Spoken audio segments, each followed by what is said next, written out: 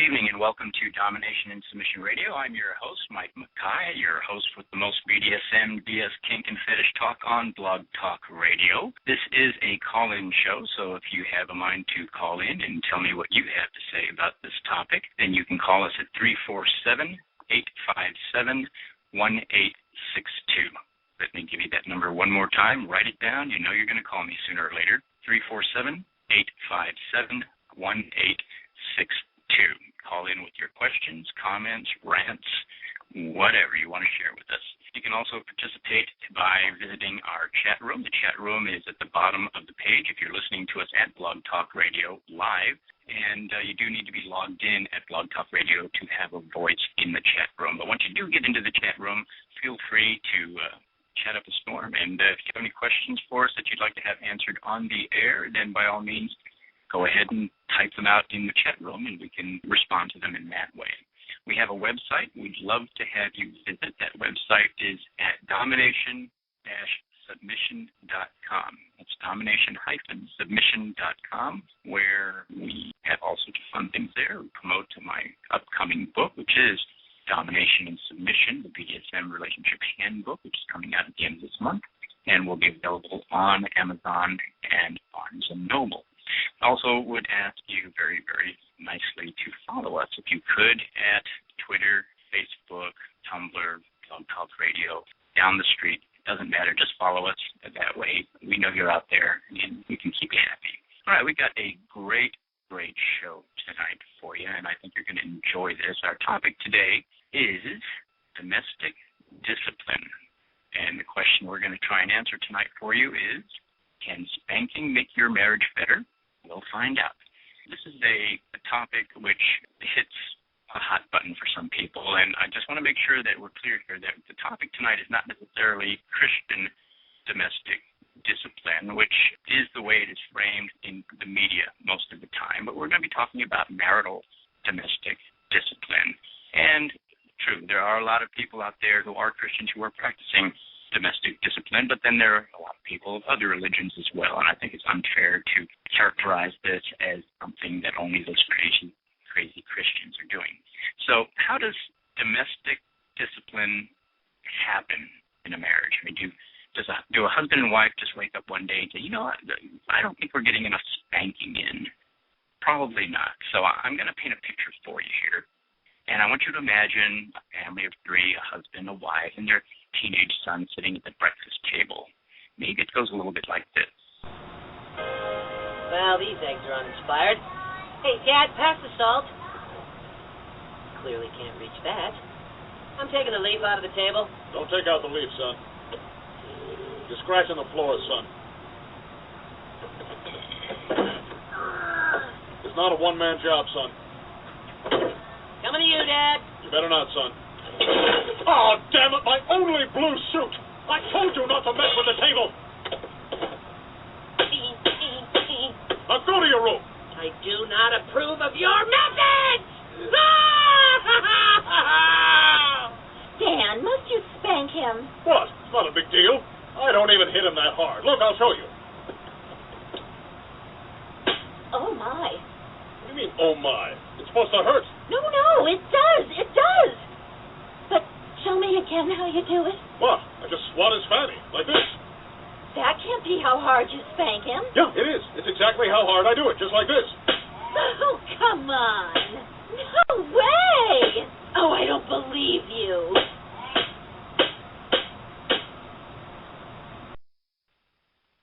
And that's how it happens, right?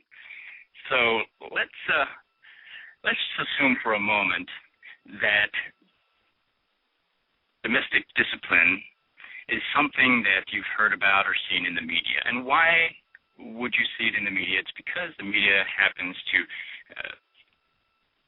lunge lustfully for every opportunity that they can to poke fun at Christians and people in the BDSM lifestyle. If they can lump those two together into one big homogeneous blob and poke fun at them, then that is obviously a target that they cannot resist. Now, what's interesting is that, if you are a Wiccan or a pagan or a Muslim or a Hindu and you spank your wife, wife, you're kinky and cool. But if you're a Christian, it's because you're crazy and you're a hypocrite. Now, I'm not sure how that makes any sense, but you'll hear it again and again and again in the media. For example, this is something that we heard on the David Pakman Show, which is a radio show on another network. Have a listen. This is just one of these things where it's clear that the repression that a lot of these people in these, I don't know, deeply devout relationships feel it's popping up under the guise of things like this. Like, hey, Christian domestic discipline. Bible says I've got to spank my wife. It's a whole thing, and we've got a manual, and it's all set. So there you have it. If you are a Christian and you spank your wife, it's because you're repressed and you're not getting enough sex. Anyone else, it's because you're cool and kinky. So with that having been said, let's just make it clear that you don't have to be a Christian to practice domestic discipline. And, in fact, quite a few people practice it who aren't. But let's learn a little bit more about this through an interview that I did earlier today with my friend Chelsea, who is half of a team, Chelsea and Clint, who run a blog called Learning Domestic Discipline. And there will be a link to her blog at our website at domination-submission.com if you want to check it out. But the reason that this couple came to my attention was through an article at the Daily Beast. Now, for those of you who may not be very familiar with the Daily Beast, it's a tabloid internet publication, kind of a lot like the National Enquirer, except on the internet, I guess. And sometimes they do have some interesting things there. But it is one of those publications which makes certain that they go out of their way to make anyone who doesn't quite toe the line to their ideology make them look like loons. And so there was an article there called Spanking for Jesus, Inside the Unholy World of Christian Domestic Discipline. Now, the title alone tells you just how fair this article is going to be. Spanking for Jesus, Inside the Unholy World of Christian Domestic Discipline. And it follows that, of course, they would have a subtitle there that reads something like this. What do you call it when a husband beats his wife with a paddle for disobeying him? Some would say domestic abuse. These people say he's doing God's work. So, obviously, this is not a fair portrayal of the practice or the lifestyle that serves as the foundation for domestic discipline. So what I've done is I've contacted this couple that was profiled in this article at the Daily Beast and asked them to come on our show and give us their side of the story. And so my guest is Chelsea, the founder of Learning Domestic Discipline. Hey, how are you? Let me just start out by asking you a couple questions. First of all, how old are you? I am 28. And how old is your husband, Clint? 33. And how long have you been married? 4 years, I think. And how long have you been in the domestic discipline lifestyle? It's been about 5.5 years. Okay, so longer than you've been married. Yeah, we started it when we were engaged. Oh, okay. You don't consider yourselves part of the Christian domestic discipline movement. Is that true? Yeah, that's exactly true. Make sure everybody knows that.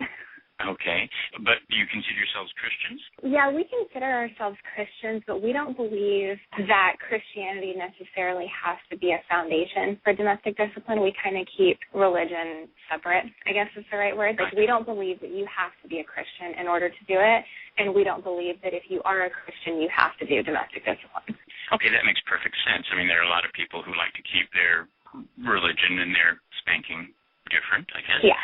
Let me ask, first of all, did you know before you were interviewed for this Daily Beast article that appeared back in June that it was going to be a hatchet piece on you? No, we had no idea. Basically, the reporter had sent us an email just saying that she was interested in doing an article on domestic discipline and asked if we would be interested. And our immediate response was yes, because that's what we've wanted all along, was to be able to get domestic discipline out in the spotlight, even if it brought negative attention. If it brought one person to the lifestyle, it was worth it for us. So our interpretation was that it would be like the majority of the other Daily Beast articles, which they're pretty non-biased. It's more of like, these are the facts, determine for yourself kind of a thing.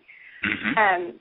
And even throughout the interview, like, the reporter was extremely nice. Like, there were no red flags at all that it was going to be complete. I mean, the whole thing was like a lie. A lot of what she said, actually pretty much all of it, in her article was completely either taken out of context or twisted or misinterpreted or just flat out made up. So, yeah, we had no idea.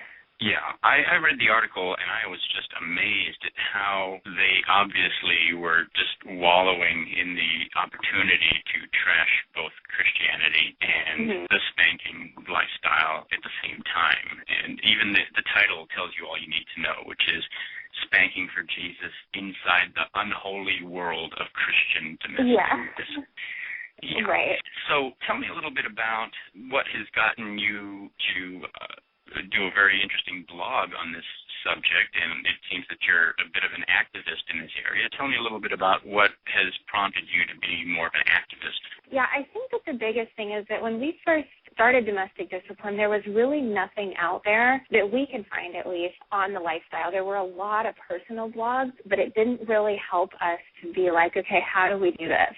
And if we have some of the common questions and problems, like, what do we do? So I think that's what kind of started our blog, is that we wanted a resource for people to be able to have answers to those questions. And it just kind of spiraled from there. We don't believe that domestic discipline is wrong. And so if we don't believe that it's wrong, then we don't believe that we need to hide it.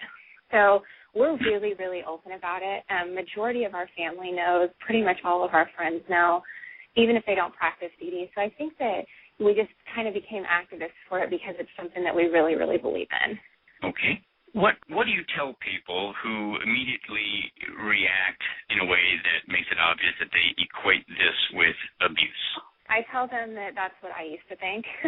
It's basically like, when I first heard of domestic discipline, I thought the same thing that they thought. I think that I can understand what they feel because I used to feel that way. And I understand that domestic discipline isn't for everyone, so I don't go tell them, just try it or whatever, because I know that doesn't work for a lot of people. But I try to sympathize with them because I do understand where they're coming from, but I want them to see that the way that we practice domestic discipline in our marriage is nothing even close to abuse. And so I guess I just try to get people to understand that, this isn't what you think it is. And there's a lot of misconceptions out there about it, and you just try to shoot them down like one by one. Absolutely. Are you and your husband, Clint, part of the BDSM lifestyle, or is this really the only part of that lifestyle that you indulge in? Yeah, this is the only part. I actually don't even know that much about BDSM, to be perfectly honest with you. It's pretty much just domestic discipline. I see. Okay. To what extent is the spanking part of what you and your husband do, to what extent is that sexual, or is it sexual in any way? It's not sexual in any way. We keep sex completely separate for domestic discipline. I don't want to speak for the majority of the domestic discipline community because I know everybody has different views on that. We keep sex completely separate from spanking and domestic discipline in general, but that's just a personal preference. Mm-hmm. Your activism is not related to your religion, and you're not pursuing this as a part of the Christian domestic discipline movement, but are you a member of any of the Christian domestic discipline groups out there, the forums or organizations? No, we're not. I have looked at the sites before, so I have a pretty good idea of what they believe in and what they stand for.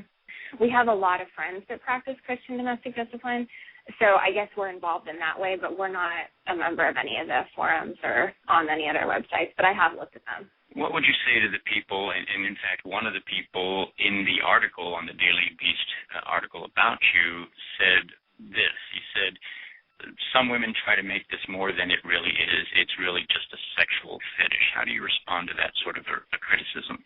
I would say that I can't speak for the whole community, so there are probably a lot of people that is true for. for us personally, we keep sex separate from it. It's not a sexually motivated thing. So I guess the only response I would have is that, if you're not in my marriage, then, you kind of don't really have the right to judge me or make assumptions.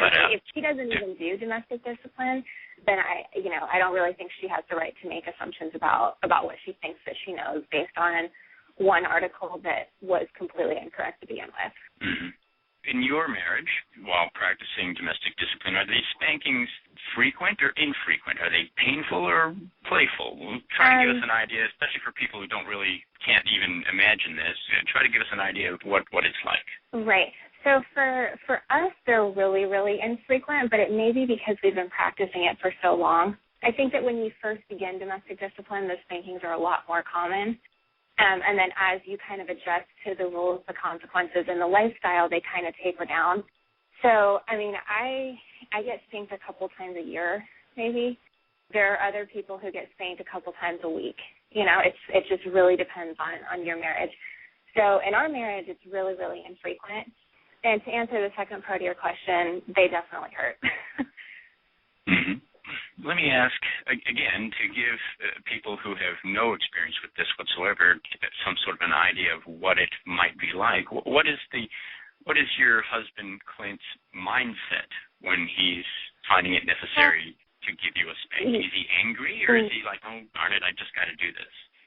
Right. I think that his mindset is mostly like, okay, I don't want to do it, but the majority of the things that I get spanked for are like dangerous things, like texting while driving or speeding or things that really could endanger your life.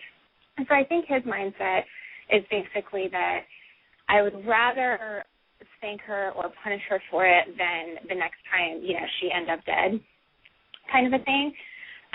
So I think his mindset is more of like it prevents something worse from occurring, so he may as well just do it. I think that for him, I know that he doesn't like the spanking aspect of it, but I think that he likes the results of it. So I think that that's why we continue to do it. For people that don't really understand spanking or domestic discipline in general, I guess the easiest way to explain it to them is that it hurts, but the aftermath is really worth it. Like, it really does change your behavior, and it really does bring you closer together. So it's not as bad as people think. Mm-hmm. So what is your mindset while going through this and immediately after? Are you contrite? I think that during it, my mindset now is basically just that it hurts and I want it over with, and I feel bad for even causing the situation in the first place, because I don't get spanked for no reason. So, but I think that in the beginning there was a lot of intrigue with it. Like, I wanted to see how this could possibly ever work in a marriage and how this could possibly ever change behavior. So I think that once that kind of like fascination or intrigue with it faded, the mindset during it now is basically just that I feel bad that didn't even happen to begin with. Like, I have a lot of guilt for it. And then afterwards, it's just like, thank God it's over kind of a thing. And it really does bring us closer together, I think, and so that makes me feel better. Are there different types of spankings? Are these over-the-knee spankings, bare-bottom spankings? Tell us a little bit about the mechanics of it.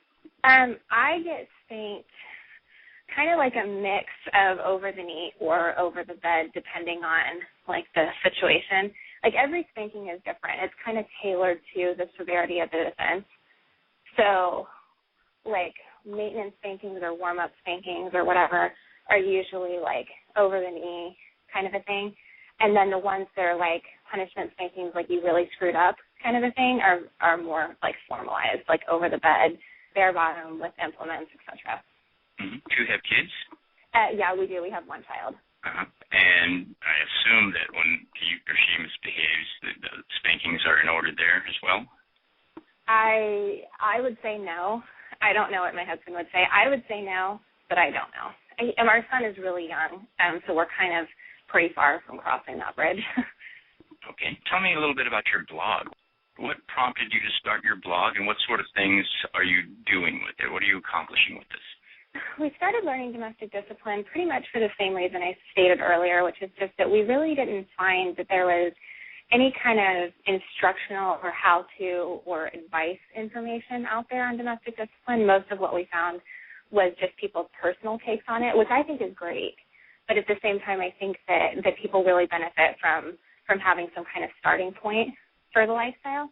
So that was kind of the goal behind it. And now it's kind of evolved into, we basically have a couple main goals with it. We really want to be able to give people who are in the lifestyle a place that they can meet other people, because a lot of people keep this so private and so to themselves that I don't want anybody to feel isolated with it. So that's why we have like social networks and forums, etc. Then the second goal we have is just to let people know about the domestic discipline as we know it. So like, this is our take on domestic discipline, you know, kind of take it and mold it to shape your marriage. And I think that people have responded really, really well to it. And we get a lot of positive emails and like, you know, your site has helped me so much, thank you. And so that kind of keeps us going with it. Like, seeing the feedback from the community really helps out. The article in the Daily Beast worked very hard to try to make it seem like that there are an awful lot of women out there in domestic discipline relationships that are trying very hard to get out of them or trying to break that pattern of what they call abuse. Do you ever get any of those kinds of emails or contacts? Yeah, I've never gotten any, and we receive thousands of emails in any given week or month, and I've never received any that even hinted at abuse. There was a commenter back when we had our Learning Domestic Discipline blog on Blogspot before we made it into a website. There was a couple comments on there from a lady who I thought pretty strongly was being abused, but, you know, it was like an anonymous comment, like I couldn't do a lot about it kind of a thing. But those were in comments. They weren't emails. I have never received any emails from anybody stating that they wanted out of the lifestyle. That doesn't mean that there aren't people, though. It just means that they haven't talked to us. The way this article tried to frame it was essentially that pretty much anyone involved in this lifestyle is being abused, whether they think they are or not. Where do you draw the line? When are you able to look at somebody and say, okay, that person is being abused? How do you do that?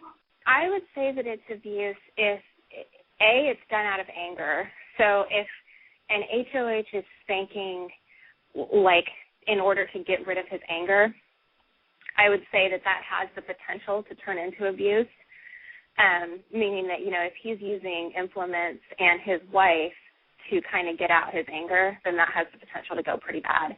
I think that abuse and domestic discipline, I think if the woman cannot get out, meaning, and it's kind of what we hinted on earlier, meaning that, you know, if she is done with domestic discipline and wants nothing to do with it, but he, you know, threatens her or gives her ultimatums or, you know, makes it so that she cannot leave domestic discipline, then I would consider that to be abuse too.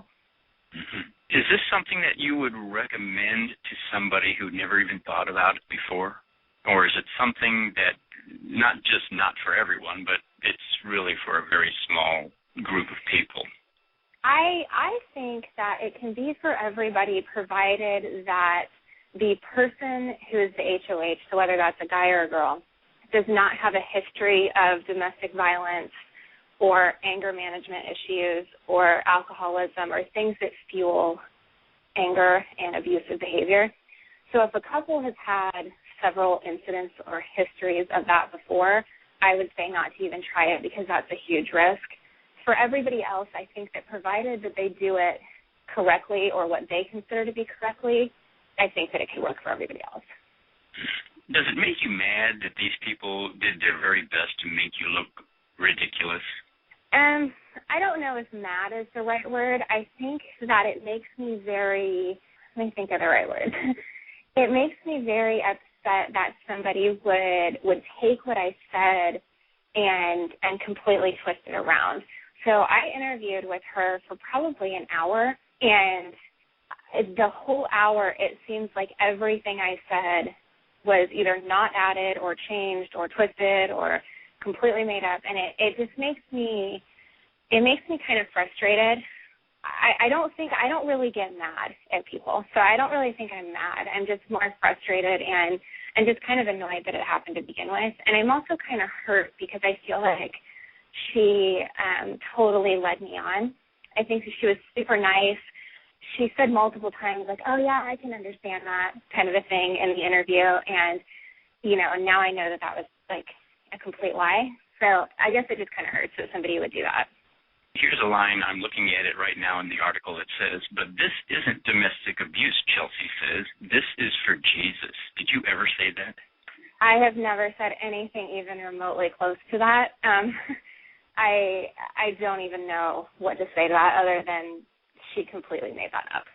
I've never said anything close to that.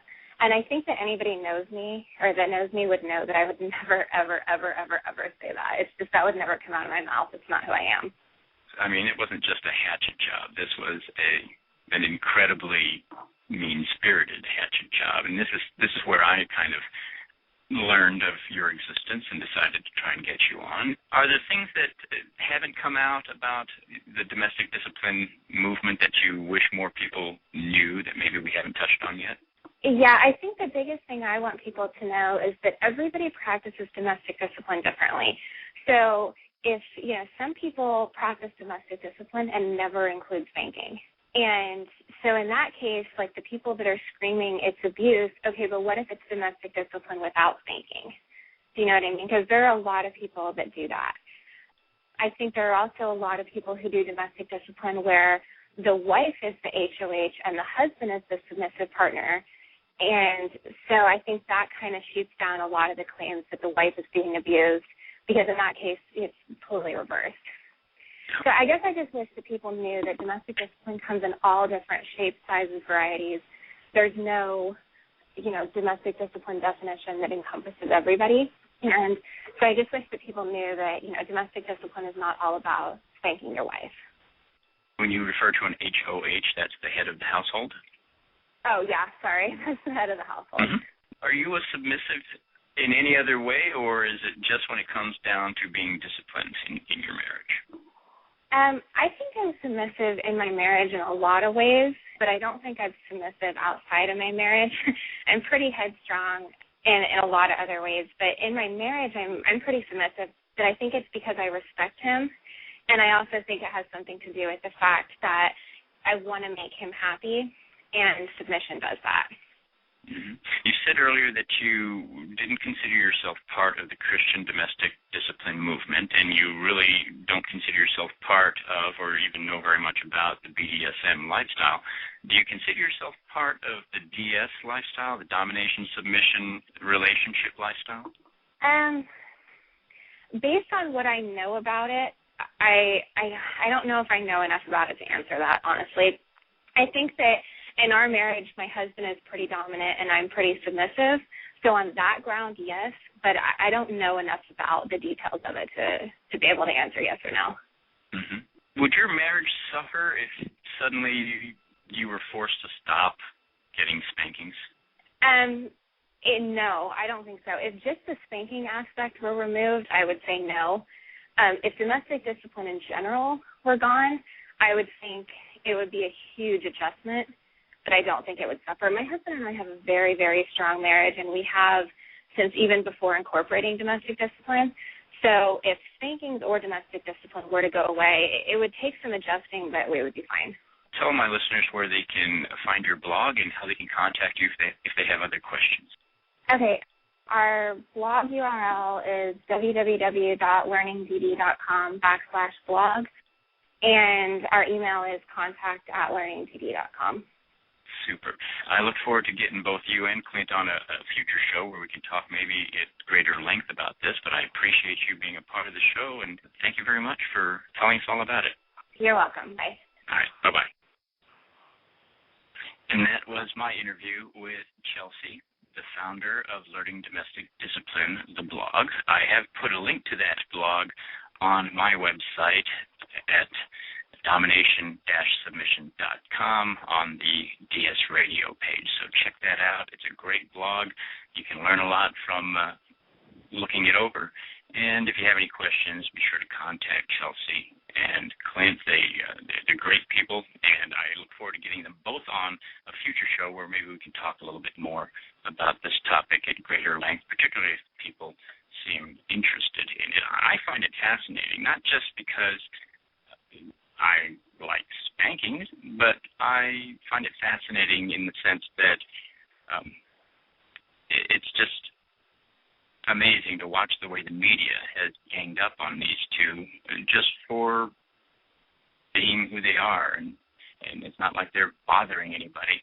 So it's kind of sad, but this is the state of our current mainstream media, unfortunately.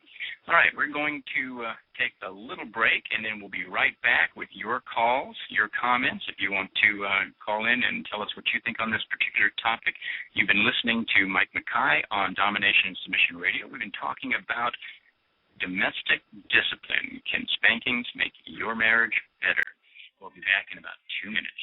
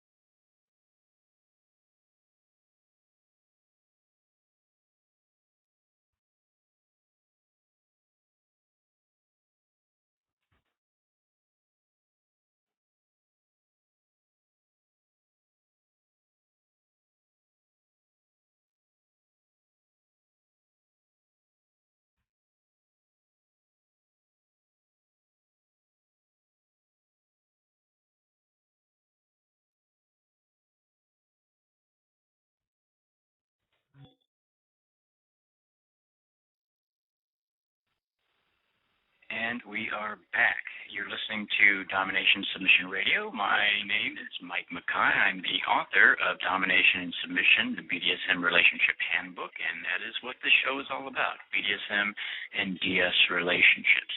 Now, this topic is fascinating to me for a lot of reasons, but one of the reasons is because it kind of demonstrates the difference between DS and BDSM, and also how the general public perceives us from their point of view. So it's really very fascinating to me. If you have a point of view on this, if you have a question or a comment that you'd like to make, let me give you the number. You can call in and share it with the rest of the world. The number is 347-857-1862.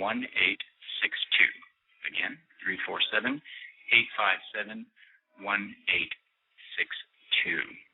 By all means, tell us what you think.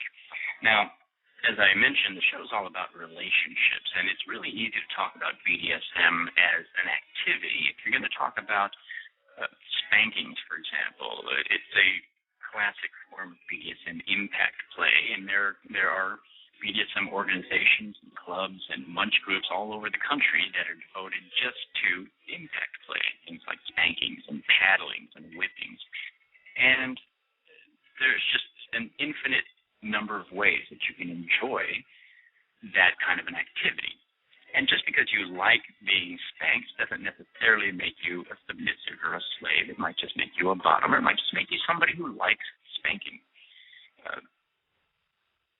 The actual name for that is spankophilia. Spankophilia is the condition, I guess you can call it, and if you're very much into spanking, the colloquial name for that in lifestyle is usually spanko, which is short for spankophilia.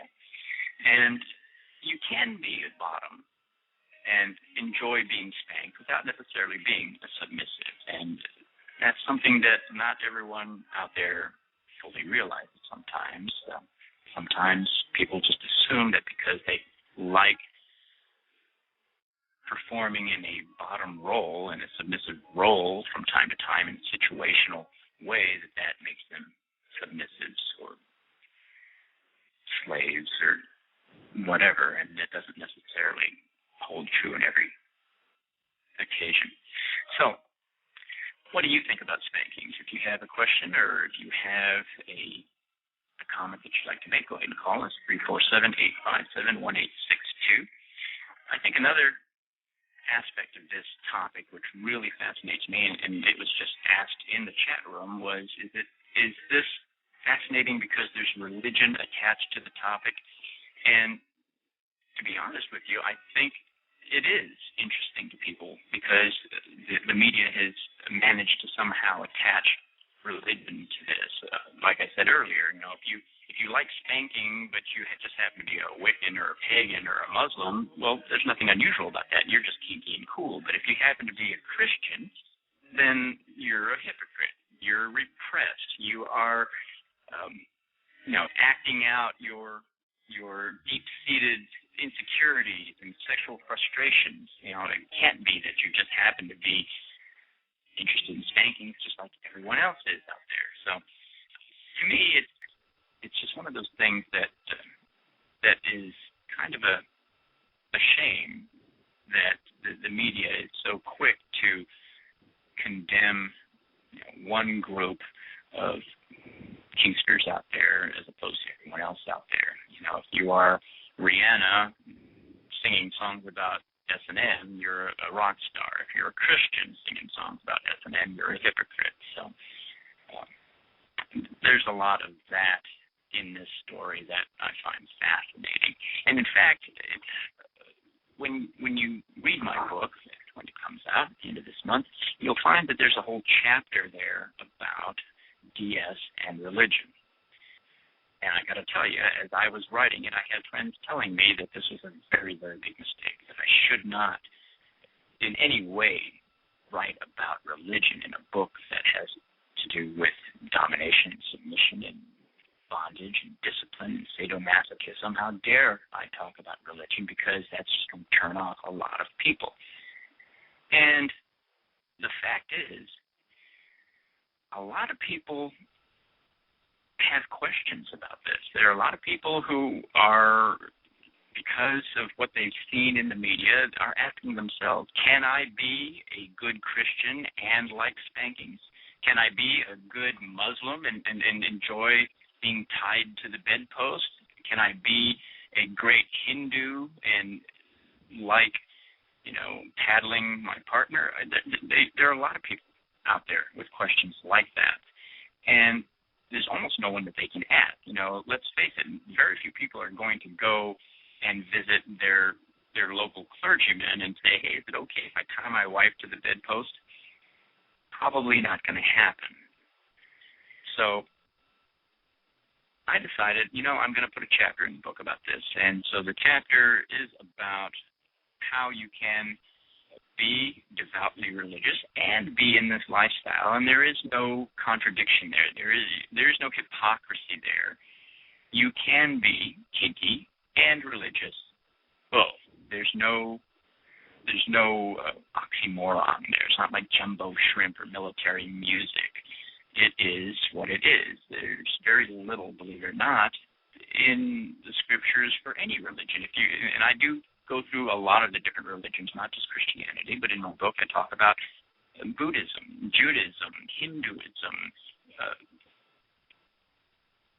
Islam, Christianity. We go through all of the major religions, and we discover that, there's just not a whole lot there that either precludes or encourages kinky behavior.